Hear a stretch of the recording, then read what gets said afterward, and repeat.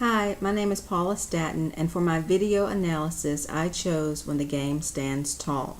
The story centers on the journey of Coach Bob Latiker. He was quiet, humble, and overly focused on his players. He took the coaching duties for De La Salle football team and took the Spartans from obscurity to a 151-game winning streak that shattered all records for any American sport. When the streak is broken and tragedy strikes the team, Coach Ladd teaches his players and the entire town that it's not about how you fall, but how you get back up. Throughout the film, we see the Spartans face many adversities on and off the field. What I really liked in this story and script is how we see this team overcome their adversities and dealing with family, unity, and looking out for each other. Most importantly, it's about becoming strong, respectful, responsible men who will not only be able to contribute to society, but also be able to survive in society. And above all else, this movie teaches us the virtues of faith, hope, love, and courage.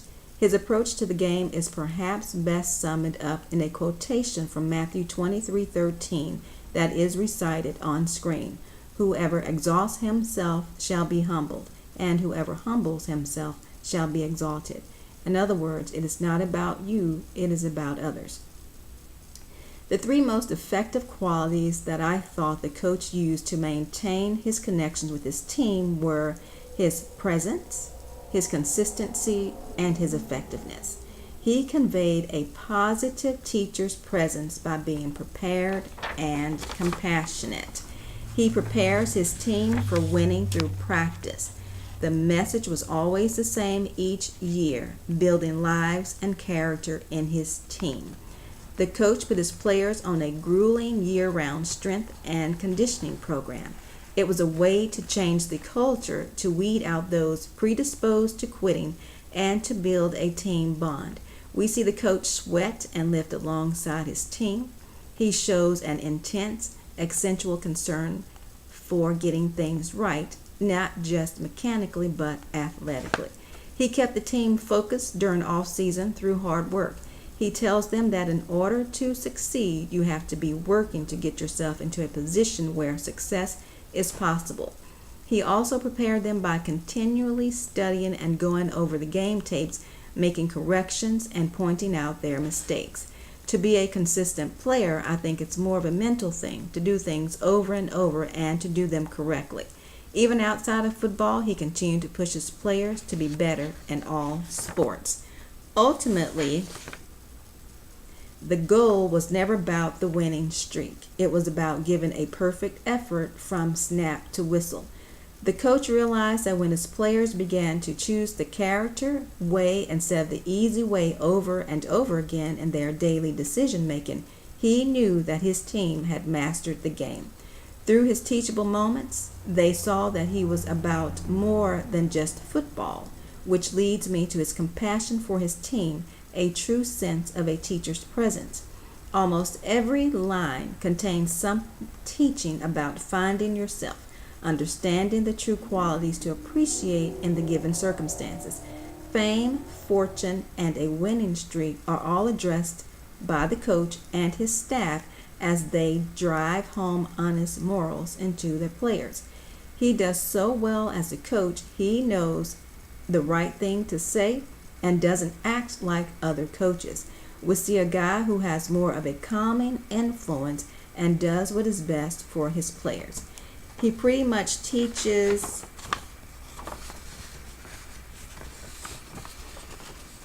the boys how to have courage to conquer their own cowardly spirit. That little voice inside of us that says, I can't, that's too hard, or I'm not good enough. The biggest reason why we don't achieve is because we don't believe we can. We place roadblocks in our own way, sabotaging our own efforts. It takes courage and determination to crash down those roadblocks and push the limits that we have placed upon ourselves. As any coach, they always try their best to keep their students out of harm's way. However, it never takes away the worry and concern. Participation is justified by weighing the chances of injury against the rewards of participating in the sport they love. Unfortunately, He attended and spoke at the funeral of one of his players due to a senseless drive-by, and he showed his compassion to a player who lost his mom. When she died, the player thinks it will just be him and his younger brother, who will have to go live with his cousins in San Jose. However, the player is really upset and hates the idea that he won't have anyone left. The coach tells him that he has him forever and 60 brothers. He explains that family is anyone who loves you, not just blood. The second effective quality the coach used to keep his team connected was through consistency. He used commitment cards consistently before every practice, and the idea behind the commitment cards was that the coach wanted his players to be responsible to each other and understand their own contributions to impact the team as a whole. He wanted his players to be accountable to each other on and off the field. The commitment cards was used as a vehicle to teach peace, humility, and to show that no one will ever be perfect. There is always room for improvement. The last quality the coach used to keep the team connected was through his effectiveness by having the team visit a veterans facility. The team had just lost a game, and they were having a difficult time dealing with it. They started to beat themselves up and hang their heads down, and the coach decided to have his football team spend the day at a veterans rehab facility where they saw newly wounded and amputated soldiers healing who still had a sense of humor and a will to push themselves to learn to walk and talk again in order to teach the team these high school football players about brotherhood and picking themselves back up. I thought this was very effective in that they saw wounded soldiers who were perfect examples of resilience, the capacity to positively cope with stress and adversity. This was the coach's way of teaching them how to move forward after losing. The coach's goal was to make sure the team would focus on their next game with optimism. He wanted them to dwell on their He did not want them to dwell on their mistakes and missed opportunities, but to assess their performances so they can improve their game. In one particular scene, a veteran with a missing arm tells a player that if he could, he'd go back to war in a heartbeat. Confused, the player asks why, and he states that it's to be there for his unit, for his brotherhood. Now, the three things that I thought that could have been done better were, number one, there's a scene late in the movie with a kid who had spent 3 years on the bench and had never played in a single game.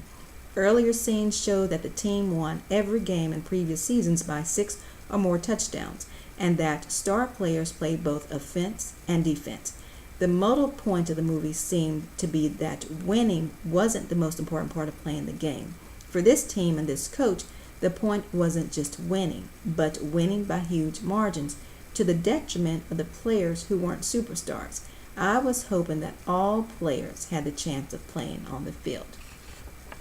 The third thing that I think that could have been done better was when Coach Ladd had a heart attack and nearly dies, and he realizes he has indeed sacrificed his family for football.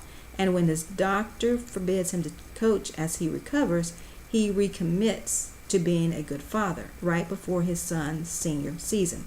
For Danny, his son, it's not enough. All these years, when I needed a father, I only had a coach, he says. Now I need a coach, and all I've got is a lame dad. Together, though, father and son strive to work through this difficult, role-shifting dynamic of unintentional disinviting. And last, the other thing that I thought that could have been done better was from the sideline, the coach witnessed his team get into a bit of an argument due to a player missing practice. There was no intervening or positive reinforcement from the coach. I was hoping that he would approach the offending teammate by pulling him to a side individually and addressing the matter directly. By being the head coach, he should have made it clear to him what behaviors are acceptable in the culture of the team. Many teachers seldom dare to be different and decide to go just with the crowd. But in the end, the coach was an effective coach who knew his players as individuals. He was able to personalize his coaching to motivate. He focused on an approach that his players could achieve to his level of expectations, thereby giving them a sense of confidence. He knew how to motivate his players to achieve the next level, all within the same locker room at the same time. Thank you.